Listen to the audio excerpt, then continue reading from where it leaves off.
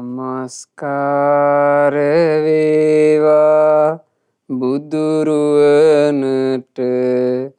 සැමදා බුදු හිමි සරණ යමි. නමස්කාර වේවා ධම්රුවනට සැමදා සදහම් සරණ යමි. නමස්කාර වේවා සංඝරුවනට සැමදා මහා සංඝ සරණ යමි. නමස්කාර වේවා තුනුරුවනට සැමදා තිසරණ සරණ යමි. සාදු සාදු සාදු. අප හැම දෙනාගේ කල්යාණ මිත්‍ර ගුරුදේවෝත්තම පරම පූජනීය පින්වත් ලොකු ස්වාමීන් වහන්සේට අපගේ ගෞරවාදර වන්දනාව වේවා. ගුරුදේවයන් වහන්සේ නිදුක්ව නිරෝගව දීර්ඝායුෂ සම්පත්තියම ලබත්වා. සාදු සාදු සාදු. ශ්‍රද්ධාවන්ත වාසනාවන්ත පින්වතුනේ, අද දවසේ මේ උතුම් වූ සද්ධර්ම දේශනාව වෙනුවෙන් දායකත්ව දරන්නේ නොම්බර 106 අඹකොටේ කෙංගල්ල යන ලිපිනේ පදිංචි දැනට ඕමාන්හි සේවයේ නියුතු පින්වත් BSA ගුණරත්න මෙනිකේ මහත්මිය විසින් එතුමිය මේ ධර්මදානමය පින සිද්ධ කරන්නේ 2022 පෙබරවාරි මාසේ 17 වන දිනට මිය පරලෝ ගොස් වසරක් සම්පූර්ණ වෙන පින්වත් යසත් සංජීවනී විමලසේකර දියණියට මේ සියලුම පින්පෙත් අනුමෝදනා කරන අදහසින් විශේෂයෙන් එතුමිය බලාපොරොත්තු වෙනවා යසත් සංජීවනී විමලසේකර දියණියගේ 7 දවසේ පින්කම 3 මාසේ පින්කම යනාදී ඒ සියලුම කටයුතු සම්පූර්ණයෙන්ම සාර්ථක කර ගැනීම පිණිස බෙහෙවින් උපකාර කළා වූ ගම්වාසී අසල්වාසී සෑම සියලු දෙනාට, ඒ විහාරස්ථානයේ දායක සභාවේ සියලු දෙනාට, නිවසේ සිද්ධ කරපු පින්කම් වලට උපකාර කරපු සියලු දෙනාට මේ සියලු පුණ්‍ය ධර්මයෝ එක ලෙසම අනුමෝදන් වේවා කියන අදහසත් බලාපොරොත්තු වෙනවා. ඉතින් පින්වතුනි, අද ඒ දියණිය මිය පරලෝ ගොස් අවුරුද්දක් සපිරීම නිමිති කරගෙන දියණියට පින් අනුමෝදනා පිණිස සිද්ධ කෙරෙන මේ උතුම් ධර්මානුශාසනාවේදී මා කල්පනා කළා සුපින්වතුන්ලාට ඊටාම වටින ජීවිතාර්ථයක් සිහිපත් කරලා දෙන්න. මේක ජීවිතයට බොහොම වටින එකක්. අපි හැමදෙනාගේ පෞද්ගලික ජීවිතයට ගලපාගත යුතුම කාරණාවක්. ඒ තමයි පින්වතුනි, මේ ලෝකෙන් සාධාරණේ හොයන්න එපා. හොඳට මතක තබා ගත යුතු එකක්. මේ ලෝකේ ජීවත් වෙද්දී සාධාරණේ හොයන්න එපා. මේ ලෝකේ ජීවත් වෙද්දී සාධාරණේ මට ලැබේවා කියලා හිතන්න එපා. ඒ හිතීමම වෙහසක්. ඒ හිතීමම අපට අපහසුවක්. බුදුරජාණන් වහන්සේ දේශනා කළේ සබ්බං පරවසං දුක්ඛං. අනුන්ගේ යටතේ යන්තාක් දේ තියෙනවද ඒ හැමදේම දුකක්. සබ්බං ඉස්සරියං සුඛං. සැපය කියලා කියන්නේ මොකද්ද?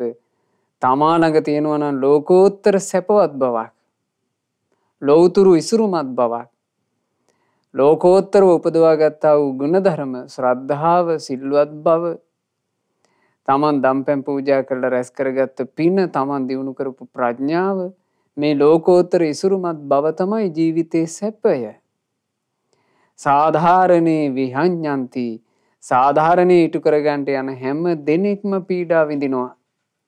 බලන්නේ වචනේ සාධාරණේ විහඤ්ඤන්ති. සාධාරණේ ඉටු කරගන්න යන හැම කෙනෙක්ම පීඩාවටපත් වෙනවා, දුකටපත් වෙනවා, වෙහෙසටපත් වෙනවා. යෝගාහි දුරතික්කම. මේ කෙලෙස් බන්ධන වලින් නිදහස් වෙන එක නම් ලේසි දෙයක් නෙමෙයි.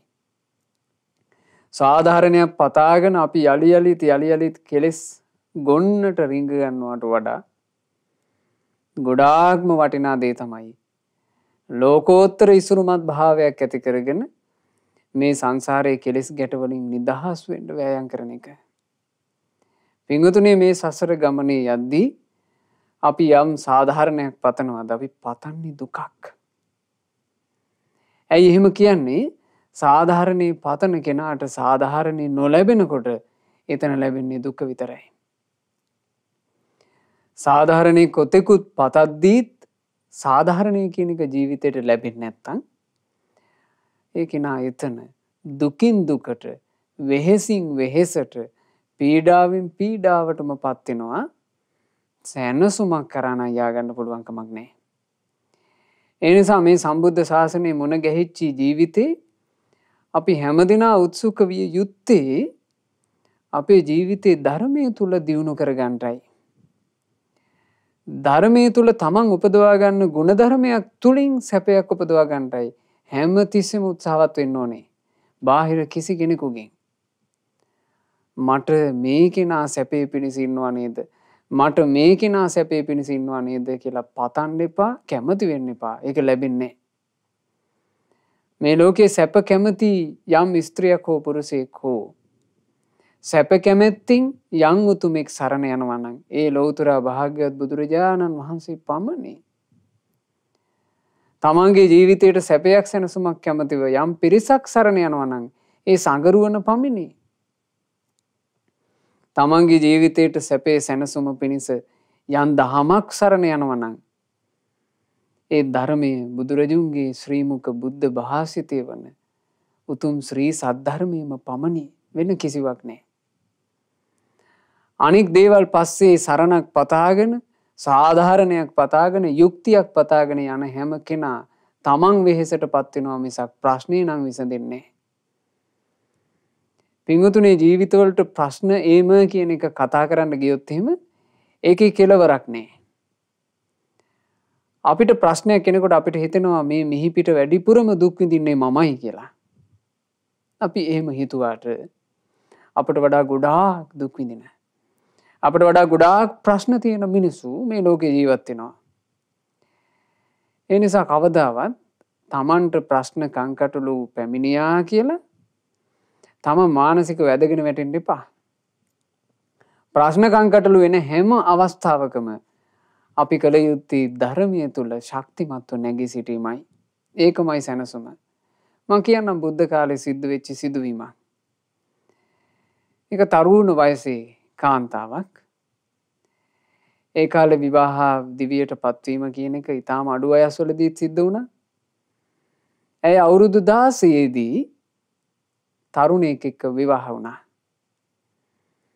ඒ විවාහක තරුණයාත් එක්ක ඇය බොහොම සතුටින් ටික කාලයක් ජීවිතය ගත කළා. විවාහ ජීවිතයකට යුග ජීවිතයකට පත් වෙනකොට සිහින ප්‍රාර්ථනා ගොඩාක් තියෙනවා. මගේ ස්වාමි පුරුෂයාත් එක්ක මගේම දරුවෝ හදාගෙන පුංචිවට ගේ පොඩ්ඩක් පිළිවෙලක් කරගෙන මම ලස්සන ජීවිතයක් ගත කරනවා කියලා සිහිනයක් ගොඩ නැගෙනවා. හැබැයි මේ ගොඩ නැගෙන එක අපි ඇතුලේ තියෙන පැතුමක්. ඒක පැතුමක් මිසක් ඒක නෙමෙයි යථාර්ථය. ඒක ඒ විදිහට වෙන්නත් පුළුවන්. ඒක ඒ විදිහට නොවෙන්නත් පුළුවන්. දැන් මේ කාන්තාවට උනේ ස්වාමි පුරුෂයා ටික දවසක් යනකොට බීමත්කමට හුරු වුණා. බීමත්කමට හුරු වීමත් එක්ක දැන් දිනපතා බීගෙන ඇවිදිලා මේ කාන්තාවට පහර ගහනවා. මේ නිවසේ හිටිය තව අම්මා ඒ අම්මටත් ගහනවා.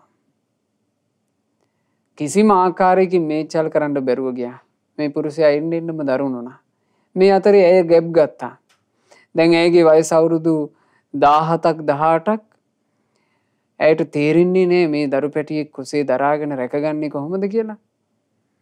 ඇය කොහොම හරි මේ නිවසේ හිටපු නැන්දම්මාගේ උදව්වින් මිනිස්යාගෙන් මව් කුස බේරාගෙන මේ කුසේ ඉන්න දරු පැටියව බේරගෙන, මොකද දරුවෙක් හම්බ වෙන්න ඉන්නවා කියලාවත් නෑ මේ මිනිස්සයා එක දිගට රණ්ඩු. දරු කුස යාන්තම් බේරගෙන බලන්න අර තිබුණු හීන ඔක්කොම බොඳ වීගෙන යන හැටි. සාධාරණයේ පතනවා, යුක්තිය පතනවා, සැනසුම පතනවා, පතාගෙන ඉන්න එකම ඇස් පන අපිට බොඳ වී යනවා. ඇයට එහෙම වුණා. ඇය අමාරුවෙන් රැකගත්ත දරු පැටියාව වැදුවා. ඒ දරුවා දුවෙක්. දූ පොඩ්ඩක්. මේ දූ පොඩ්ඩ ලැබුණට පස්සේ මේ අම්මාගේ ලෝකය පිරුණා. දැන් මේ අම්මට කවුරු නැතත් සිඟිතී සිනහ පාන දූ පොඩ්ඩ සිටිනවා. මේ අම්මා දරුවාව නලව බොහොම සැනසිල්ලේ දවස ගත කරනවා. හැබැයි රෑ වෙනකන් විතරයි. රාත්‍රියට මිනිහා බීගෙන එනවා. ඇවිදිලා ඊටාම රුදුරුයි මේ මිනිස්සයා. අහුවෙච්ච එකකින් ගහනවා. දවසක් මෙහෙම රණ්ඩුවක් ගියා. රණ්ඩුව යනකොට දරුවට මාස කිහිපයයි. රණ්ඩුව අතරේ මේ දරුවා එකපාර කෑ ගහලා අඬන්න පටන් ගත්තා. අම්මා එතකොට මේ රණ්ඩුව පැත්තකින් තියලා තමන්ගේ දරු පැටියාව වඩා ගත්තා. දරුවා වඩාගත්ත ගමන් මේ මිනිස්සයා දරුවව ඇදලා අරගෙන විසික් කළා. මේ අම්මට පේනවා මල් කැකුලක් වගේ තමන් දෝතේ තියාගෙන සිඹ තුරුළු කරගෙන හදාගත්ත තමන්ගේ දරු පැටියා උඩින් වීසි වෙලා යනවා. ලොකු සද්දයක් නගමින් ඇඳ විට්ටම ඒ දරුවා ගිහින් හැප්පුණා. ඇඳ විට්ටම හැපෙනකොට මේ දරුවගේ ඔළුව පැලින ලේ ගලාගෙන හැලෙනවා. මේ අම්මා ඇස් දෙකින් දකිනවා. මේ අම්මට උහුල ගන්න බැරුව ගියා. මේ අම්මා මේ මොහොතේම අනේ මගේ දරු පැටියත් මේ මිනිහා විනාශ කළා. මම මේ ගෙදර ඉඳලා වැඩක් නැහැ. අතට අහුවෙච්ච රෙදි කැරි ටිකක් අරගෙන බැස්ස පාරට. දැන් හිස හැරිච්ච යතිය යනවා. ඇය මෙහෙම ඇවිද යනකොට බලන්න ඇය ප්‍රාර්ථනා නොකරපු තැනකට ඇයට වැටෙන්න සිද්ධ වුණා. ඇය මෙහෙම යනකොට දුර ඈත ගමකදී තවත් පුරුෂයෙක් මේව දකිනවා. මැගේ තිබුණු අහිංසකකමට, මැගේ තිබුණු සුන්දර හැඩරුවට ඒ පුරුෂයා පැහැදුනා. ඒ පුරුෂයා ඇයත් සමග කතා කළා. ඒ පුරුෂයා කරුණාවන්ත හැඩයි. ඇය ඒ පුරුෂයාත් එක්ක හාද වුණා. ඒ පුරුෂයාත් එක්ක විවාහ ජීවිතයෙන් ගත කරන්න පටන් ගත්තා. ඒ විවාහ ජීවිතේ කලින්ට වඩා හරි සැනසුමයි. ඒ ගෙදර හැමෝම හොඳයි. තමන්ගේ ස්වාමි පුරුෂයාත් බීමත්කමට ඇබ්බැහි වෙලා නැහැ. බොහොම හොඳයි. ඇයට හිතට සතුටුයි. දැන් ඇගේ සිහින ලෝකේ යලි ගොඩ නැගෙනවා. ඇය හිතනවා මම මෙතනවත් මගේම කියලා දරු පැටියෙක් හදාගෙන මම ලස්සන ජීවිතයක් ගත කරන්න ඕනේ. මටම ඉන්නවා බොහොම සුන්දර අහිංසක ලස්සන ගතිගුණ තියෙන ස්වාමි පුරුෂයෙක්. මං ඔහුට ස්වාමී භක්තියෙන් යුක්තවම ඉන්න ඕනේ. දැන් ඇය හිතනවා. ඇය ගොඩාක් ලස්සන ලෝකයක් ගොඩනගමින් ඉද්දි ඕන්න ඇයට දරුවෙක් ලැබෙන්න ලකුණු පහළ වුණා. ඇයට හරි සන්තෝසයි. ඇය තමන්ගේ ආදර ස්වාමි පුරුෂයා ළඟට ගිහිල්ලා ඔහුගේ අතින් අල්ලලා කිව්වා හිමියනි මට දරුවෙක් ලැබෙන්න.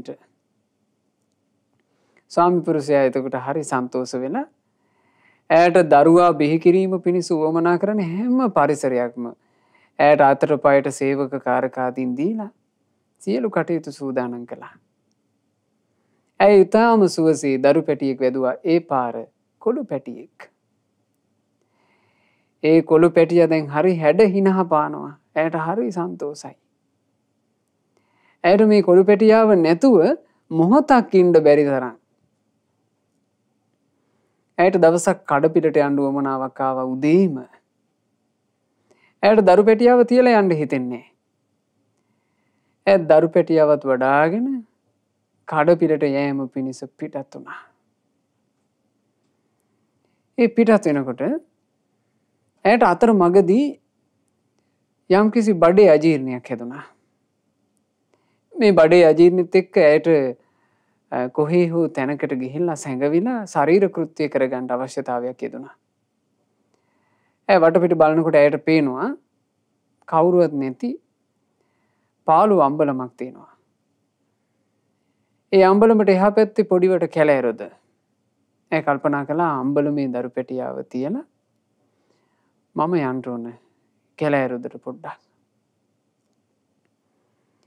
දරු පැටියාට සීතලක් නොවිදින විදිහට රෙදි වලින් ඔතලා ඇය මේ දරුවාව තිබ්බ අම්බලමේ. ඇය කැලෑරුදට බැසගත්ත පොඩ්ඩක් ඈතට. හරියටම මේ මොහොතේ දරුවෝ නැතුව වේදනාවෙන් ඉන්න ජෝඩුවක් මෙතෙන් එනවා. හරියටම මේ මොහොතේ. ඒ අයට මේ දරු පැටියාව දකිනකොට හිතුණා අනේ කවුරු හරි වෙසඟනක් දරුවෙක්ව වදලා ඒ දරුවා දාලා ගිහිල්ලා. අපේ වාසනාව අපි මේ දරුවා ගමු. ඒ අය අම්බලමේ හිටපු දරු පැටියාව අරගත්තා. අරගෙන ගියා. අර අහිංසක අම්මා කැලෑරොදට ගිහිල්ලා ශරීර කෘත්‍ය කරගෙන එනකොට අනේ දරු පැටියානේ උහුලා ගන්න බැරි වුණා ඒ අම්මට. දැන් මේ අම්මා කොහොමද යලි හැරි ස්වාමි පුරුෂයා ළඟට යන්නේ? ඒ ගෙදරට ගිහිල්ලා මොකද්ද කියන්නේ? ඒ අම්මා අසරණයි. දුක කියාගන්න කෙනෙක් නැහැ. කාටවත් මුහුණ දෙන්න විදිහක් නැහැ. තමන්ගේ දරු පැටියාගේ වියෝව හේතුවෙන් හටගත්තු දුකින් හදවත කැකෑරෙනවා. ඒ අම්මා එහෙම්ම පිටත් වෙලා ගියා. හිස හැරිච්ච යතේ. ආයේ තමන් ජීවත් වෙච්චි තමන්ගේ නිවසට යන්න ඇයට සිත්තුන්නේ. ඈ දැන් ඔහුයි වීදියක් ගානේ ඇවිදගෙන යනවා. කොහෙන් හරි කණ්ඩ දෙනවා කියලා තේරුණොත් එතනින් පොඩ්ඩක් අතපාලා ඈ කෑම ටිකක් කනවා. ඈ මෙහිම ගියා. දුර ඈත ගියා. දඹදිව ජනපදෙන් ජනපදේ පහු කරගෙන ඈ ගියා. එහෙම යද්දී ඇයට එක්තරා ගම් රොදක් හමු වුණා. ඒ ගම්මානේ හරි සුව පහසුයි. ඒ ගම්මානේ හරි නිස්කලංකයි. ඒ ගම්මානේ ඉන්නේ අහිංසක මිනිස්සු. ඇය මේ ගමේ නවතින්න තීරණය කළා. දැන් ඇය ඒ ගමට වෙලා පොඩීවට සල්ලි උපයන කටයුත්තක් කරගෙන ඇය ජීවිතය ගත කරනවා. මෙහෙම අවුරුදු කීපයක් ගත වුණා. ඇයට විවාහය ගැන හිතන්නවත් උවමනාවක් නැහැ. විවාහ දෙකක් සම්පූර්ණයෙන්ම හිතුවේ නැති විදිහට විනාශ වෙච්ච ඇයට විවාහෙ තිත්ත වෙලා තිබුණා. හැබැයි මේ සිදුවීම ඔක්කොම වෙද්දිත් ඇය හොඳට තරුණයි. ඇයට යාන්තම් අවුරුදු 30 35 වගේ වෙනකොට මේ ගම්මානෙට හොරමුලක් කඩා පැන්නා. ඒ හොරමුලේ ප්‍රධානියා බොහෝම තරුණ කෙනෙක්. මෑගේ දරුවෙක් වගේ. හැබැයි මෑ හරිම හැඩකාරයි තාම. මේ තරුණ හොර දෙටුවාට මෑ පිළිබඳව හිත ගියා. මේ තරණ හැර දෙටුවා මෑට යෝජනා කළා. තී මගේ ළඟට එන්න ඕන. තී මගේ නිවසට එන්න ඕන. ඇය බෑ කිව්වා. මං විවාහයට කැමති නෑ කිව්වා. ඇය බලහත්කාරයෙන් එකතු කරන් ගියා මේ හොරා. එකතු කරගෙන ගිහිල්ලා ඇයව තමන්ගේ බිරිඳ බවට පත් කරගත්තා. දැන් ඒ නිවසේ ඉන්න නැන්දම්මාගෙන් ඊටාම නීච ගණී පහත් ගණී බැනුම් අහහා. මොකද මේ තරුණ හොර දෙටුවාට ගොඩාක් වයසින් වැඩි ගෑනු කෙනෙක් මේ. ඉතින් නැන්දම්මා කිසිම කැමැත්තක් නැහැ මේ ගෑනු කෙනා ගෙදරට ආවට. නොයේ කව කැපෙන වචන අහහා විඳව ඒ ජීවිතය ගත කළා. දෙදෙනා එකට වාසය කළත් දැන් ඇය ගැබ් ගන්නෑ. ඇය මුලින් දරුවෝ දෙන්නෙක් වදපු අම්ම කෙනෙක්. දැන් ඇය ගැබ් ගන්නෑ. ගැබ් ගන්නේ නැතිකොට මේ හොර දෙටුවාටත් වේදනයි. ගෙදර අය නොයේ කාඩපාලි කියනවා. එතකොට මේ කාන්තාව තමන්ගේ තරුණ ස්වාමි පුරුෂයාට දවසක් රාත්‍රියේ කතා කළා. හිමියනි, ඔයා හොඳට තේරුම් ගන්න ඕන දෙයක්. ඔයා මට කැමැත්තෙන් එකතු කරගෙන ආවට මාව මං ගොඩාක් වැඩි හිටි කෙනෙක්. මට දැන් දරුවෝ ලැබෙන්නේ. ඔයාගේ තරුණ වයස නිකන් කාලකන්නි වෙලා යනවා. ඒ නිසා මගේ කිසිම අමනාපයක් නැහැ. ඔයා වෙන ඔයාගේ වයසට පෑහෙන තරුණ බිරිඳක් කැඳවාගෙන ඉන්න. මං ඈත් එක්ක සමගින් ඉන්න පොරොන්දු වෙනවා. කොච්චර අහිංසකද ඒ කාන්තාව. තව භාර්යාවක් එකතු කරගෙන එනවාට කැමති වුණා. එතකොට මේ සොර දෙටුවා තීරණය කළා තමන්ගේ වයසට ගැළපෙන විදිහේ කාන්තාවක්ව එකතු කරගෙන ඉන්න. ඉතින් විවාහය සිද්ධ වුණා. ඊටාම තරුණ වයසේ ගෑනු ළමෙක් මේ නිවසට එනවා දෙවෙනි බිරිඳ බවට පත් වෙලා. මේ පළමුවෙනි බිරිඳ මේ අහිංසක කාන්තාව ඇයට තමන්ගේම දුවකට වගේ තමන්ගේම සහෝදරියකට වගේ ආදරෙන් සැලකුවා. දෙන්න කිසිම රණ්ඩුවක් දබරයක් නැතුව සැනසෙල්ලේ වාසය කළා. දවසක් මේ තරුණ අලුතෙන් ගෙනාපු දෙවනි බිරිඳ ඔළුව කස කස ඇවිදින්න කිව්වා අනේ අක්කන්ඩි උකුණේ ඔබෝ වෙලාද කොහෙද? මගේ කොණ්ඩේ පොඩ්ඩක් බලනවාද මේ උකුණෝ ඉන්නවා නම් ඒකුන් අයින් කරනවාද කියලා. එතකොට ඔන්න දෙන්න වාඩි වෙලා දැන් මේ උකුණෝ බලන්න සූදානම් වෙනකොට කෙස් රොදවල් ඉවත් කර අර තරුණ කාන්තාවගේ හිස බලද්දී ඒ හිසේ තියෙනවා දිග පැල්මක්. කෙස් වලට ඒ පැල්ම වැසී තිබුණා. මේ කෙස් එහෙට මෙහෙට කරලා බලද්දී තමයි පේන්නේ දිග පැල්මක් තියෙනවා.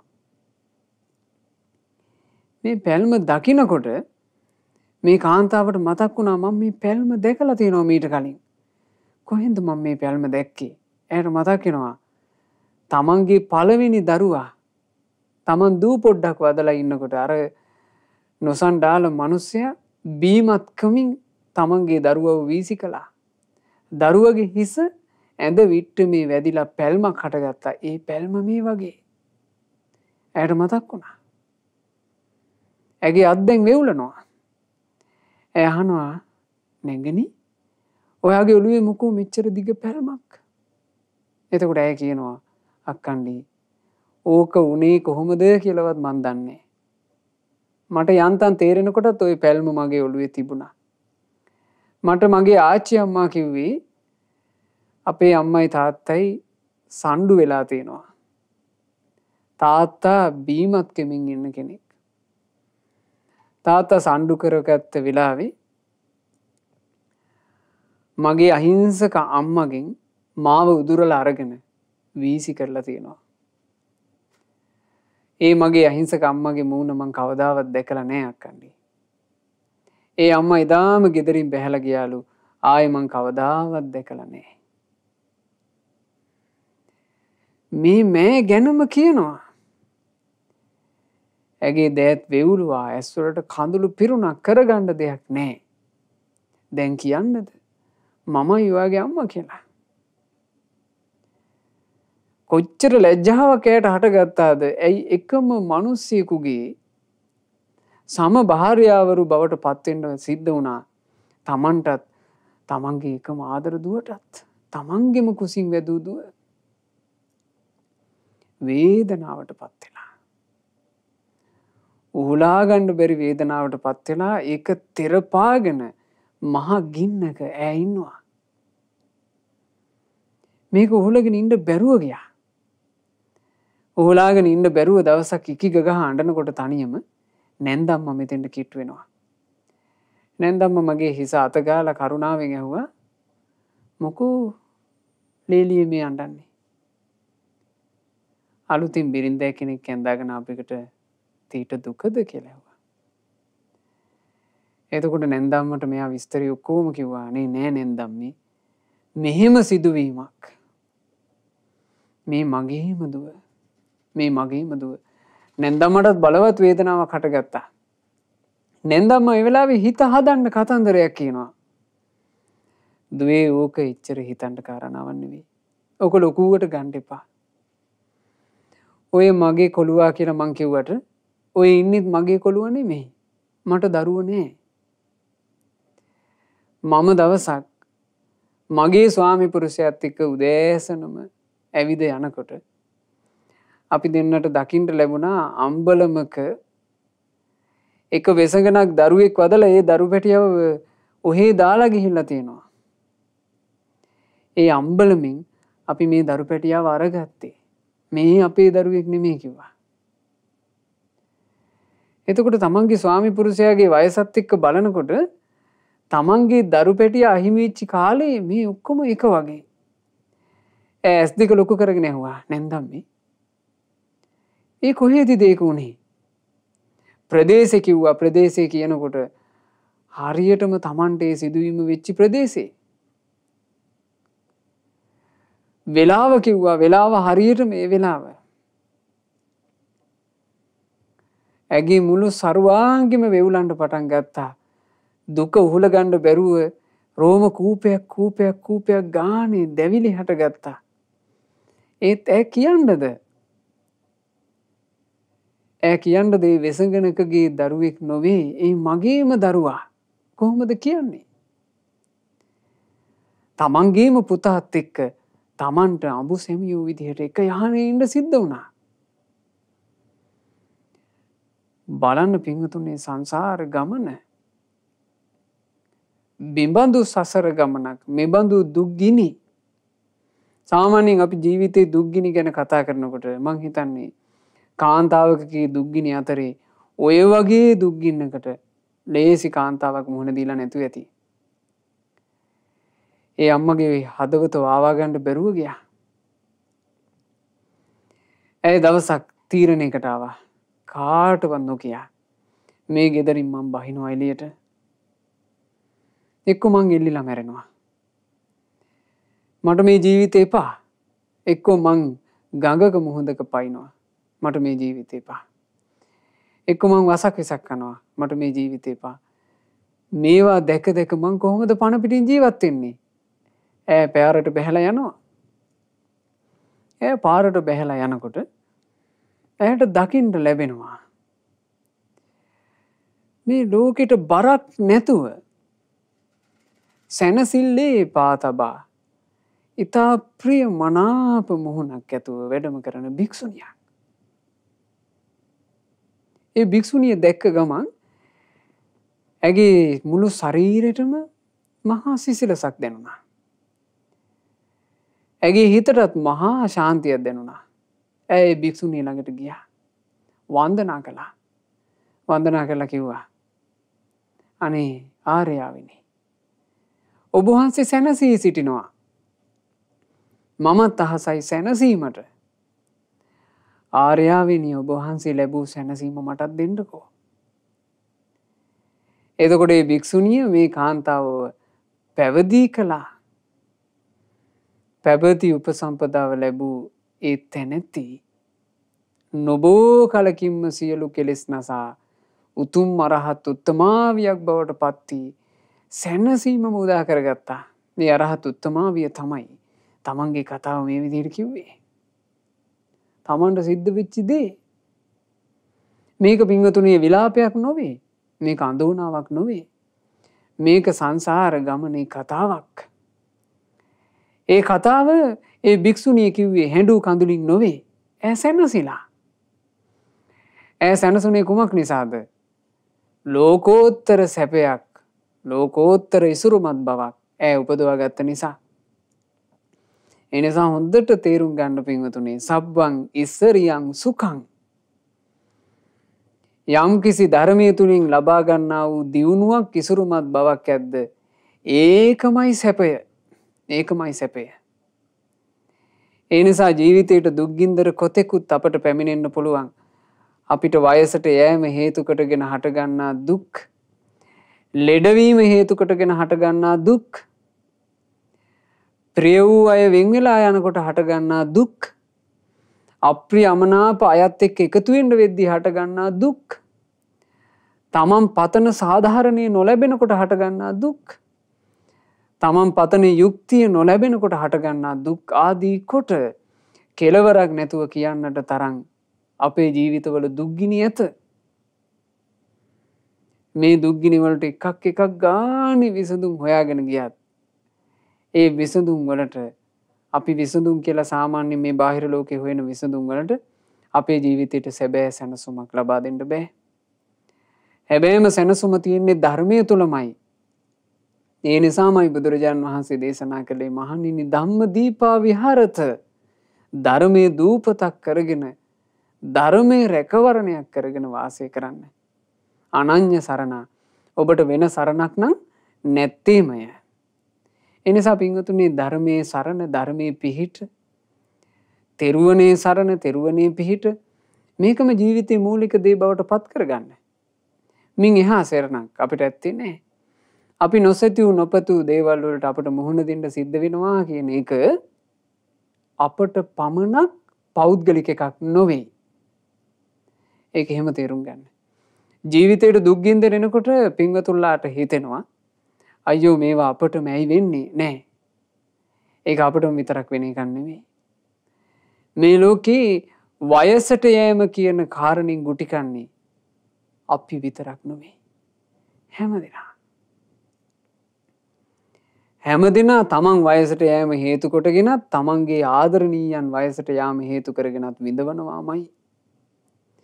හැමදෙනා තමන් ලෙඩවීම හේතු කරගෙනත් තමන්ගේ සමීපතම ඥාති සමූහයා ආදරය කරන අය ලෙඩවීම හේතු කරගෙනත් ලෙඩවීම කියන එකෙන් ගුටි කකා දුකටපත් වෙනවාමයි.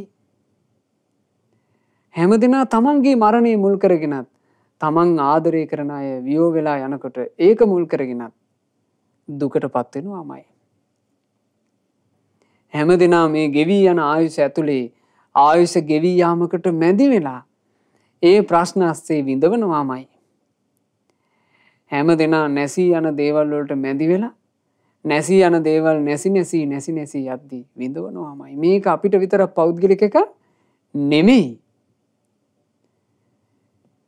අපිට විතරක් පෞද්ගලික එකක් නෙමෙයි මේ දුක. මේ දුකෙන් නිදහස් වීම පිණිස යම්කිසි කෙනෙක් වෑයම් කරනවා නම් ආන්ගේ වෑයම කරන කෙනාට විතරක් මේ දුක්ගිනි අතරේ දුක්ගිනි එහෙම්මම තියෙද්දී තමන්ගේ ජීවිතයට සැනසුම එකතු කරගන්න ලැබෙනවා. ජීවිතයට නොසිතූ නොපැතූ දේවල් එනවා කියන කතාව කියනකොට අපිට සිහිපත් වෙනවා තව එකක්. ඔබට මතක ඇති බුදුරජාණන් වහන්සේ වැඩ හිටපු කාලේ හිටපු බොහෝම සැදැහැති උපාසිකාවක් සුප්පාවාසාවෝ. සුප්පාවාසා කියලා කියන්නේ සීවලී කුමාරයාගේ ආදර මව්තුමි. සීවලී කුමාරයා කුසේ පිළිසිඳ ගන්නකොට ඒ තමයි සුප්පාවාසාවගේ පළවෙනි දරු පැටියා. සුප්පාවාසා ගොඩක් තරුණයි. සාමාන්‍ය තරුණ විවාහක කාන්තාවක් තමන්ගේ පළවෙනි දරුවා ලැබෙනකොට ඒ දරුවා ලැබීම සම්බන්ධයෙන් දරුවා කුසේ පිළිසිඳ ගැනීම සම්බන්ධයෙන් යම් සතුටක් ලබනවාද ඒකම සුප්පාවාසා ලැබුවා. 9 මාසයේ දස මාසයේ ඇවෑමින් දරු පැටියා බිහි වෙනවා නොවේදෝ කියලා සුප්පාවාසා එකට සැරසුණා. හැබැයි සුප්පාවාසා නොසිතු නොපැතු කිසිසේත් අපේක්ෂා නොකළ එකක් වුණා. සුප්පාවාසාවගේ දරු පැටියා බිහි වෙන්නේ නැත. වෛද්‍යවරු පැමිණිලා වෛද්‍යවරු කතා බහ කරලා ගියාට ඒවට පිළියම් නැත. දරුවා බිහි නොවීම කුසේ මෝරන්නේය. මේ කුසේ දරුවා මේරුවේ සුළු කාලයක් නෙමෙයි. අවුරුදු 7ක් තිස්සේ දරු පැටියා කුසේ මේරුවා. අවුරුදු 7ක් දරුවා කුසේ මෝරනකොට මෝරන දරුවාගේ බර වැඩි නිසා අන්තිම කාලේ ඈට ඇඳේම වැතිරී ඉඳ සිද්ධ වුණා. ඇඳේ වැතිරි ඈ හිතනවා ඈ සිහි කරනවා අනේ මං සරණ ගියපු මගේ බුදුරජාණන් වහන්සේට මේ සංසාර ගමනේ විඳවන දුක්ගිනි නෑනේ. බුදුරජාණන් වහන්සේ සංසාර ගමන ගැන සම්පූර්ණයෙන් අවබෝධ කරලා මේ හැම දුක්ගින්නකින්ම නිදහස් වුණා. මගේ බුදුරජාණන් වහන්සේ ඒකාන්ත වශයෙන් සම්මා සම්බුද්ධයි කියලා බුදුරජාණන් වහන්සේව සිහි කළා. ඒ මගේ බුදුරජාණන් වහන්සේ සුන්දර නිවනට වැඩම කරන සද්ධර්මයේ දේශනා කළේ මේ වගේ දුක්ගිනි නසන්ටමයි. ඒ නිවන තුළ මෙබඳු ගිනි නැත්තේය. නිවනම ශාන්තයි නිවනම ප්‍රණීතයි කියලා ධර්මයේ සිහි කළා. බුදුරජාණන් වහන්සේගේ ශ්‍රාවක මහා සංඝරත්නය ඒ උතුම් ශ්‍රාවක සංගරුවන සීල සමාධි ප්‍රඥා දියුණු කරන්නේ අනේ මේ වගේ මහා දුක්ගිනි වලින් නිදහස් වෙන්න නොවේද කියලා. තථාගත බුදුරජාණන් වහන්සේගේ ශ්‍රාවක සංඝරත්නය ඒකාන්තයෙන් සුපටිපන්නයි කියලා සංගරුවනම සිහි කළා. තෙරුවන සිහි කර කර තෙරුවන සිහි කර කර තමන්ගේ හිතේ හටගත්ත ගිනි සංසිඳවාගෙන තමන්ගේ මේ ගතේ හටගත්ත වේදනා සංසිඳවාගෙන ඈ වාසය කළා. ඇයි හේතුව මොකද්ද මේ විදිහට අනපේක්ෂිත වේදනාවක් එන්න හේතුව මොකද්ද? ඇයි අනිත් අයට නැති අසාධාරණකමක් ඇයට? තමන්ම රැස් කරපු එකක්. තමන්ම රැස් කරපු එකක් අතීත ජීවිතයක බරණැස් රජුරුවන්ගේ මහේසිකා වෙලා උපන්නා.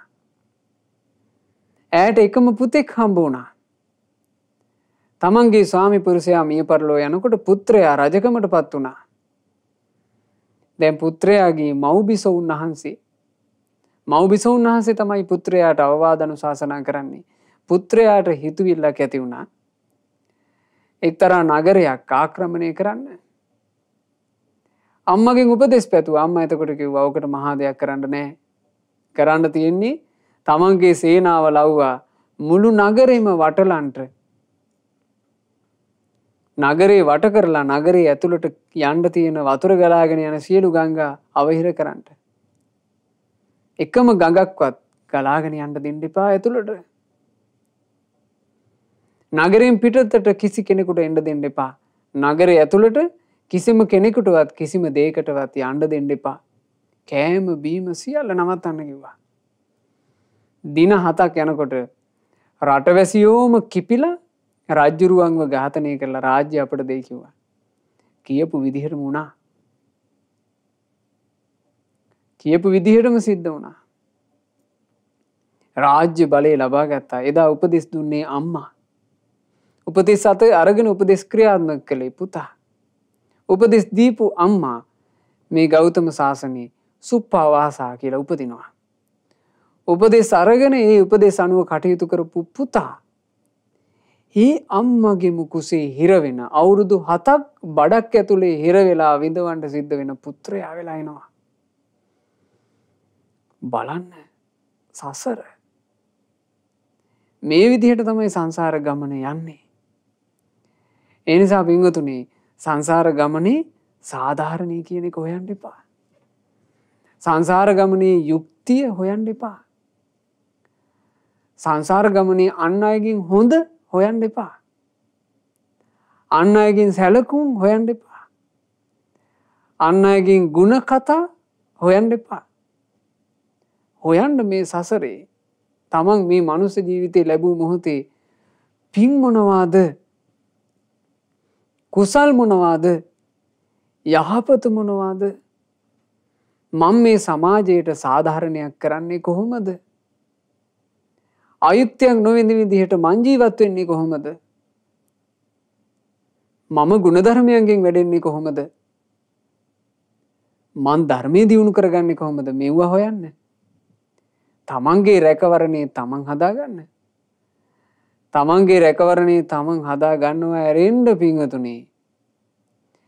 වෙන කෙනෙක් අපිව රකින්න ඉන්නේ අත්තාහි අත්තනෝ නාතෝ කෝහි නාතෝ පරෝසියා. තමන්මයි තමන්ගේ රැකවලා බාහිර කෙනෙක් කොහොමනම් ඔබට රැකවරණයක් සලසා දෙන්නද? බාහිර රැකවරණයක් නෑ. රැකවරණේ තියෙන්නේ තමන් ධර්මයේ පුරුදු කළොත් ඒ ධර්මයේ තුල ඔබට රැකවරණේ තියෙනවා. ඒ නිසා පින්වතුනි හොඳට මේ කියපු කාරණා ටික හිතේ දරාගන්න. හිතේ දරාගෙන තමන්ගේ ජීවිතේට කොයිතරම් දුක් කරදර ගිනි වේදනා ආවත් ඒ හැම එකක් ඉස්සරහම පින්වතුන්ලා දක්ෂ වෙන්න ධර්මයටම කිට්ටු වෙන්න. ප්‍රශ්නේ එන්න ධර්මයත් එක්කම සමීප වෙන්න. මේ ලෝකයට තමන්ගේ දුක්ඛ කියාගෙන යන්න එපා. මේ ලෝකයාගෙන් අනුකම්පාව බලාපොරොත්තු වෙන්න එපා. ඒවා ඔබ ලෝකයට දිය යුතු දේවල් මිසක් ඔබ ලෝකෙන් පැතිය යුතු දේවල් නොවේ. සාධාරණය කියන්නේ ඔබ ලෝකයට දිය යුතු එකක් මිසක් සාධාරණේ පතන්න එපා. යුක්තිය කියන එක ඔබ ලෝකයට දිය යුතු එකක් මිසක් යුක්තිය පතන්න එපා. මේ මිනිස්යා කෙරෙහි අනුකම්පාව දයාව දැක්වීම කියලා කියන්නේ ඔබ කළ යුතු එකක් මිසක් ඒක ඔබ මේ මනුස්ස වර්ගයාගෙන් මට ලැබෙයි කියලා එහෙම බලාපොරොත්තු වෙන්න එපා. තමන්ගේ ජීවිතේ තමන් රැක ගන්න. තමන්ගේ ජීවිතේ රැක ගන්නවා කියලා කියන්නේ මොකද්ද? පින කුසලයේ හොඳට සිදු කර ගැනීම ඒ උදෙසා තවත් උපකාර වෙනවා පින්වතුනි. තිලෝගුරු බුදුරජාණන් වහන්සේ අපට දේශනා කළා පිරිත් සජ්ජායනා කිරීම. පිරිත් සජ්ජායනා කිරීම තුළින් ගොඩාක් ප්‍රශ්න සංසිඳෙනවා. අද මා හිතන්නේ මේ ධර්මය ප්‍රශ්න වලින් කංකටොළු වලින් පීඩා විඳින අයට අමෘතයක්. තමන්ගේ ජීවිතේ සනසවා ගන්න. ප්‍රශ්න කංකටොළු වලින් දුක් විඳිනකොට අපිට හිතා ගන්න බැරි ආශිර්වාදයක් ලැබෙන දෙයක් පින්වතුනි පිරිත්. ඒ පිරිත් තමන්ම සජ්ජායනා කරන්න ඕන කොයි විදිහටද? පිරිත් දේශනා හොඳට හඬ නගලා තමන්ම සජ්ජායනා කළ යුතුයි. ඒ සජ්ජායනා කරද්දී පිරිත් දේශනා පවත්වන කල්හි ශබ්දයේ ඇසෙයි. තමන්ම පිරිත් කියන හඬ තමන්ටම ඇහෙනවා. දිව වියලෙයි. පිරිත කියාගෙන යනකොට දිව වේලිලා යනවා. සිත පෙරලෙයි. පිරිතට අනුරූපව හිත ඒ පිරිත පැත්තට නැමෙනවා. උගුර ආතුර වෙයි. පිරිත් කියන කෙනාගේ උගුරට යම් වෙහෙසක් හට ගන්නවා. ඔවුන්ගේ පිරිත පවත්වන කල්හි සියලු රෝගා බාධයෝ සංසිඳෙයි. සියලු අන්තරායෝ පහවෙයි. ඔය විදියට කෙනෙක් පිරිත කියාගෙන යනකොට ඒ කෙනාගේ රෝගාබාධ තියෙනවා නම් ඒවා සංසිඳෙනවා. ඒ කෙනාට යම් අන්තරායක් එන්න තියෙනවා නම් අන්තරායෝ සංසිඳී යනවා. හරියට සර්පෙක් විසින් දෂ්ට කළ තැනැත්තා මන්ත්‍රයක් ජප කිරීමකින් එක්කෝ වමනයක් කරවීමකින් විරේකයක් කරවීමකින් ඒ විස ඖෂධ බලයෙන් දුරු කරනවා වගේ විසක් ඇවිච්ච කෙනෙකුට විරේක කරනවා එක්ක වමනය කරනවා. විරේක කිරීම වමනය කිරීම කියලා කියන්නේ පහසු එකක් නෙමෙයි. අමාරුයි. අමාරු වුණාට ඒ විරේකෙන් මොකද්ද වෙන්නේ? ඇඟට තියෙන හානිකර විසේ ඉවත් වෙලා යනවා. වමනේ යනකොට අර හානිකර දේ ඉවත් වෙලා යනවා. ආන්ගේ වගේ යම් වෙහසක් අරගෙන පිරිත් සජ්ජායනා කරනකොට ඒ පිරිත් සජ්ජායනාව හේතු කරගෙන රෝගා බාධා ආදිය සංසිඳනවා. අතුරු ආන්තර ආදිය සංසිඳී යනවා. ඕන්න රැකවරණයක්. තමන් ධර්මයේ හැසිරෙන ගමන් පිරිත් සජ්ජායනා කරන්න නිතර පිරිතේ ආරක්ෂාව කෙබඳුද? පුරුෂයෙකුට දෂ්ට කරනු කැමති සර්පයා දෂ්ට නොකරයි විවර කළ මුඛය වසා ගනී. පිරිතේ ආරක්ෂාවෙන් සර්පයෝ දෂ්ට කරන්න ඉන්නකොට ඒ සර්පයා විවර කරගත්ත මුව පවා ආය වසා ගන්නවා කියනවා පිරිතේ ආරක්ෂාවෙන්. සොරුන් විසින් ඔසවාගත් මුගුරත් ඇඟට නොවදී ඔහු මුගුරු බැහැර දමා ප්‍රේමයෙන් ළඟට එයි. තමන්ට හතුරුකම් කරන්න ඉන්න කෙනාත් හතුරුකම් ඉවක් කරනවා. කිපුණු හස්තියා ළඟට දිව අවුත් නවති. දැල්වෙන මහා ගිනිකඳ පවා ළඟට පැමිණ නිවෙයි. කැවුණු හලාහල විස පවා බෙහෙතක් වෙයි. ආහාරයක් වශයෙන් හෝ එය දිරවා යයි. නසනු කැමතිව පැමිණි වදකයෝ ළඟට පැමිණි දාසයෝ බවට පත්වෙයි. පයට පෑගුණු යන්ගේ ඉරිපැන්නුම් ආදී උගුල් ඇද්ද ඒවා පවා බැහැර වී යයි. මෙන්න බලන්න ආරක්ෂාව. අපි දන්නේ නැහැ පින්වතුනි මේ සංසාර ගමනේ අපි යද්දී අපේ ජීවිතයට පෞද්ගලිකව කොයි වෙලාවක කරදර කඩා පාත් වෙනවද? කොයි අසත්පුරුෂයා සත්පුරුෂ වේශයක් අරගෙන අපට ලං වෙනවද? අපට හතුරුකම් කරන හතුරාම මිත්‍ර වෙස් අරගෙන අපට ලං වෙනවද? අපිට තේරෙන්නේ නැහැ. ඒක හොයන්නත් බෑ. ඒවා තේරෙන්නේ නැති නිසා ඒවා හොයන්න බැරි නිසා අපි නිතර අපේ ජීවිතයට ලබාගෙන තබාගත යුතු ආරක්ෂාවක් තමයි පිරිතේ ආරක්ෂාව. පිරිතේ ආශිර්වාදය. එනිසා පින්වතුන්ලා හුරු වෙන්න නිතර පිරිත් සජ්ජායනා කිරීම. මේ පිරිත් සජ්ජායනා කරන තැනැත්තාට පිරිතින් සැලසෙන ආරක්ෂාව ওই විදිහට තේරුම් අරගන්න. යම් අයුරකින් පිරිතින් ආරක්ෂාවක් සැලසෙන්නේ නැත්තම් ඒකට හේතුකාරක වෙන කාරණා තුනයි තියෙන්නේ. එක්කෝ කර්මයෙන් ඒ කෙනාගේ ජීවිතේ වැහි යනවා. එතකොට පිරිතේ ආරක්ෂාව නැති වී යනවා. අපි ගත්තොත් එහෙම තමන් අරගෙන ආපු ආයුෂ ප්‍රමාණය ඉවර නම් කොච්චර පිරිත් කිව්වත් ඒ ජීවිතේ රඳවන්න බෑ. කර්මයෙන් වැහිලා. තමන් සසරේ කරගත්ත මහා භයානක කර්ම තියෙනවනම් පිරිතකින් සංසිඳෙන්නේ නැහැ. පිරිතකින් සංසිඳෙන්නේ නැහැ. හේතුව කර්මයෙන් ආවරණය වෙනවා. එතකොට ඒක පිරිතේ දෝෂයක්ද? නැහැ. පිරිතේ දෝෂයක් නෙමෙයි. තමන්ගේ දෝෂේ. තමන් කරගත වැරදි කර්මය විසින් පිරිතක ආශිර්වාදේ පවා තමන්ට අහිමි කරනවා. ඊළඟ බුදුරජාණන් වහන්සේ දේශනා කළා කෙලෙස් වලින් හිත වැසී ගිය කල්හිද පිරිතේ ආශිර්වාදේ නොලැබෙයි. කෙනෙකුගේ හිත ක්ලේශයන්ගෙන් වැහිලා තියෙනවා නම් කෙලෙස් වලින් වැහුනම ආරක්ෂා හිමි වී යනවා. ඒ හින්දා පිඟුතුනි තේරුම් ගන්නට මේ සමාජයේ අපි ජීවත් වෙනකොට අනින් මිනිස්සු කෙලෙස් ඇවිස්සුණු ආකාරයෙන් ඒ විදිහට කටයුතු කරන්න පුළුවන්. ඒක ඔබට සම්බන්ධ එකක් නෙමෙයි. ඔබ කිලිටු වී යන්නේ ඔබේ පාපයෙන් මිසක් අනුන්ගේ පවකින් ඔබ කිලිටු වෙන්නේ නැහැ. අත්තනාව කතං පාපං අත්තනා සංකිලිස්සති. තමන් පව් කරන හින්දා කිලිටි වෙන්නේ තමා.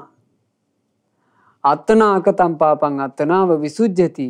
තමන් පව් නොකර හිටියොත් පිරිසුදු වෙන්නේ තමා. සුද්ධි අසුද්ධි පච්චත්තං. පිරිසුදු වීම අපිරිසුදු වීම කියලා කියන්නේ පෞද්ගලික එකක්. නාඤ්ඤ මාඤ්ඤ විසෝදෙහි. තව කෙනෙකුට තව කෙනෙක්ව පිරිසිදු කළ නොහැක. මේ බුදුරජුන්ගේ උතුම් භාසිතය. ඒ නිසා පින්වතුන්ලා හොඳට මේ කරුණු කාරණා තේරුම් අරගන්න. අද මේ සුන්දර අර්ථය මිය පරලෝ ගියපු දියණියකට සෙත් ආශිර්වාද පතා තමයි ඔබට අහන්න ශ්‍රවණය කරන්න ඉගෙන ගන්න අවස්ථාව ලැබුණේ. ඉතින් පින්වතුන්ලා හැමදෙනා දක්ෂ වෙන්න. මේ කරුණු කාරණා තමන්ගේ හිතේ හොඳට දරා ගන්න. බුදුරජාණන් වහන්සේ තවදුරටත් දේශනා කළා මහණෙනි පිරිතේ ආරක්ෂාව නොලැබී යන ඊළඟ කාරණාව තමයි විශ්වාසය නැතිකම. ශ්‍රද්ධාව නැත්තම් ශ්‍රද්ධාව නැති තැනැත්තාටත් පිරිතේ ආශිර්වාදය නොලැබී යනවා. පිරිතේ ආරක්ෂාව නොලැබී යනවා. ඒ නිසා තමන්ට මේ තෙරුවන් සරණ මුණ ගැහිච්ච මොහොතේ තෙරුවන් සරණ ජීවිතේ එකම සරණ බවට පත් කරගෙන නිතර පිරිත් සජ්ජායනා කරමින් මේ ලෝකයට සැනසීමම දායාද කරන සුන්දර මිනිසෙක් විදිහට තමන්ගේ ජීවිතේ ගොඩනගා ගන්න උත්සුක වෙන්න. ලෝකෙන් සාධාරණ යුක්තිය පතන්න ගිහිල්ලා ඒකත් එක්ක ඔට්ටු වෙන්න ගිහිල්ලා තව තවත් වෙහෙසටපත් වෙන අය බවට පත් වෙන්න එපා.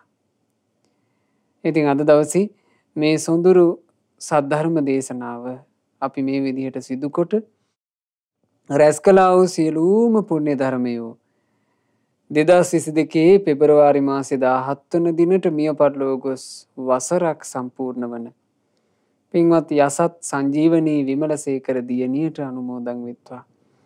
ඒ දියණියගේ පරලෝ ජීවිතයේ ඒකාන්ත වශයෙන්ම සුඛී සුවපත් භාවයට පත්වෙත්වා. ඉක්මන් භවයකදීම සංසාර දුකින් අත මිදේවා. සාදු සාදු සාදු.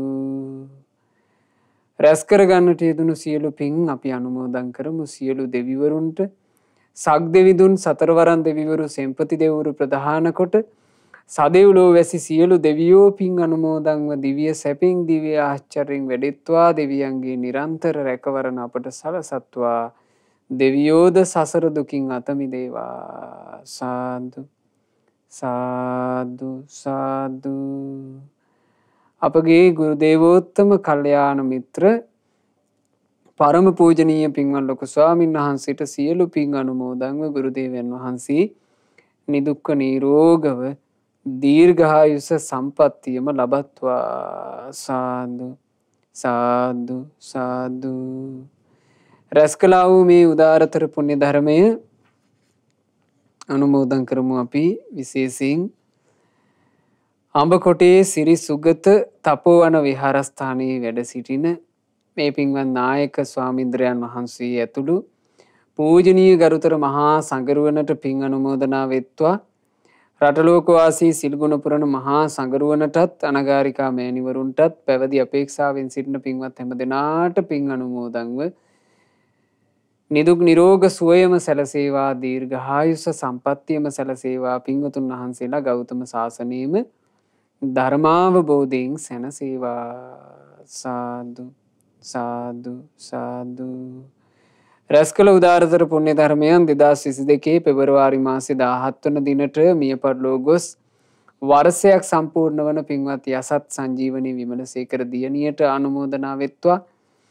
මිය පරලොව ගිය BSA අබේරත්න පියාණන්ටත් පවුලේ තමන්ගේ නමින් මියගිය සියලු ඥාති සමූහයාටත් පින් අනුමෝදන්ව ඥාතීන්ගේ පරලෝ ජීවිත ඒකාන්තයෙන් සුඛී සුවපත් භාවයටම පත්වෙත්වා අපගේ ඥාතින් ඉක්මන් භවයකදීම සසර දුකින් අත මිදේවා කියන ප්‍රාර්ථනාවෙන් පින්පෙත් අනුමෝදනා සිදු කරන්න. රැස් කළ පින් පුණ්‍ය ධර්මයන්ගේ අනන්ත පුණ්‍ය ආශිර්වාදය WA ලීලාවතී මෑණියන්ට අනුමෝදන්ව මෑණියන් නිදුක් නිරෝග සුව ලබත්වා මෑණියන්ට දීර්ඝායුෂ සම්පන්නිය පිණිස මේ උතුම් පුණ්‍ය ධර්මය ඒකාන්ත වශයෙන්ම හේතු වෙත්වා කියලා අපි සෙත් පතනවා. යසත් සංජීවනී විමලසේකර දියණියගේ 7 දවසේ පින්කම 3 මාසේ පින්කම යන කටයුතු සඳහා බෙහෙවින් උපකාර කළා වූ ගම්වාසී සහ අසල්වාසී සියලුම දෙනාටත්